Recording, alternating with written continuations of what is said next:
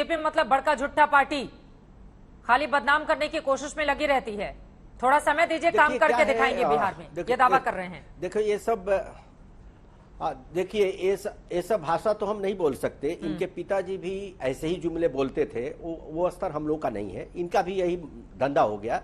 तो अगर मैं तो कहूंगा कि इससे आगे निकलिए, और कहीं तेजस्वी जी याद रखिएगा, कहीं उस समय बिहार जो था 15 साल पहले, कि सड़क गड्ढे में है कि गड्ढे में सड़क है कि सड़क में गड्ढा है, ये पता नहीं चलता था। गांव में बिजली नहीं थी, अपराध चरम पर था, अपहरण उद्योग का दर्जा मिल चुका था बिहार को। आप इससे बिहार को बचाइए। हमें खतरा तो ये है, एक दिन में आपने जो कर दिया, शोरूम लूटे। आपको याद है लालू यादव जी के बड़ी बेटी के समय कैसे शोरूम लूटे गए थे, कैसे कुर्सियां लूटी गई थी, कैसे बेड लूटे गए थे, कैसे सोने के दुकान लूटे गए थे जबरदस्ती सरकार के लोगों के द्वारा। आज वही हो रहा है। देखिए पटना में, छपरा में क्या हुआ, किसान गोली मार दी गई है। इसमें सब कहेंगे भाजपा का संलिप्तता है। अरे अपनी नाकामियां मत छुपाइए, आज से शुरू हो गया। मैं वही आपसे आग्रह कर रहा हूं इन लोगों से कि बिहार के विकास के बारे में सोचिए। आभूषण लूटने में इनके लोगों की संलिप्तता खुल करके इनके ही सरकार में आई। शक्ति जी मैं बड़े संजीदगी से बोल रहा हूँ। सुन लीजिए एक मिनट, आप हमारे अच्छे मित्र हैं, विधायक रहे हमारे साथ।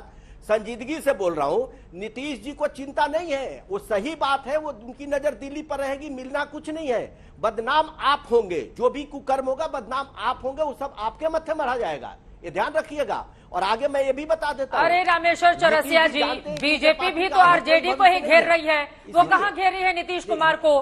बीजेपी भी तो बार बार जंगल राज रिटर्न, यहाँ अपराध वहां अपराध, उस पर आप लोग तो बीजेपी को आरजेडी को ही घेर रहे हैं।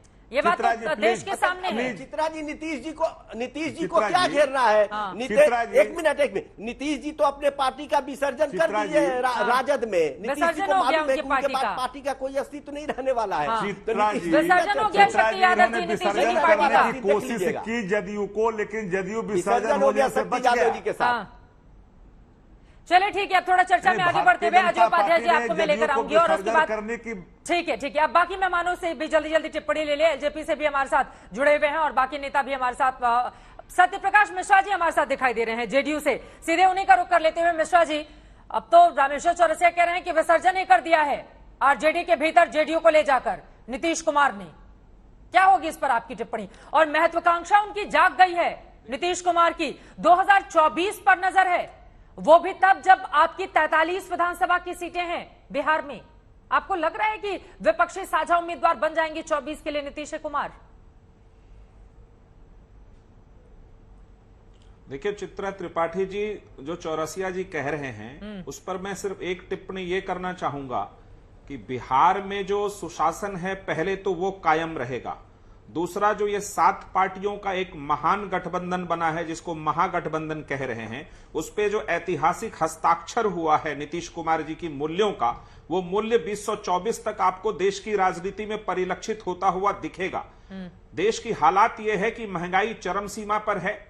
दूसरी हालात ये है कि आप अग्निवीर बनाने के लिए निकलते हैं और वो वीर ही आपके खिलाफ खड़े हो जाते हैं। 3 लाख लोगों को रोजगार केंद्र सरकार ने नहीं दिया, लेकिन बिहार की रोजगार पर आप बात करना शुरू करते हैं। तो इन तमाम मुद्दों पर देश की तमाम विपक्षी पार्टियों की जिम्मेदारी है कि मौजूदा हालात की चुनौतियों को स्वीकार करें, और नीतीश कुमार उसमें सबसे महान मूल्यों के नेता हैं। और नीतीश कुमार की 40 साल की राजनीतिक जीवन में जनसेवा की भावना ही देखी गई, इसलिए राष्ट्र उनकी प्रतीक्षा करे, और राष्ट्र के तमाम मूल्यवान जो भी गठबंधन में इस सहभागी बनेंगे, वो आपको 2024 में उसका जरूर कुछ न कुछ ऐसा दिखेगा जिससे देश की राजनीति बदलेगी। राहुल को हटाकर नीतीश कुमार को आगे कर दिया जाए, तैयार होगी उनकी पार्टी, लग रहा है?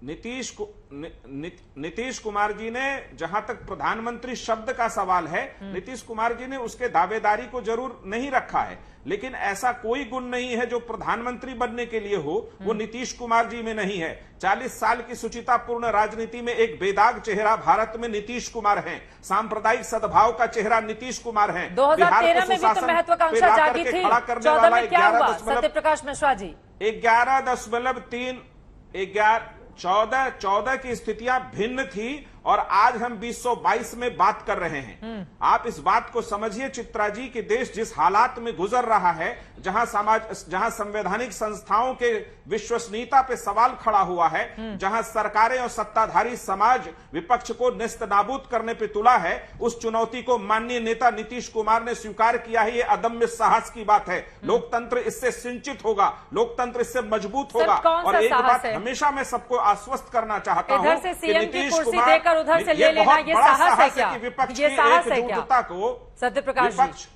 कि ये दोनों साहस और ही का कुर्सी काम है। तैयार है, बिल्कुल इधर ये जाएंगे साहस तो भी का उधर काम है। जाएंगे तो बिल्कुल भी। ये साहस का काम है। सामाजिक बात, सवाल कुर्सी का नहीं, सवाल मूल्यों का है। नीतीश कुमार जी ने कभी अपने मूल्यों से पलटकर नहीं कोई काम किया। हाँ। गठबंधन में चेहरे बदल सकते हैं, मूल्य नहीं बदल सकते। मूल्य उनका सुशासन है, मूल्य उनका सामाजिक सद्भाव है, मूल्य उनका जनसेवा है, और मूल्य राष्ट्र के युवाओं के विकास का है।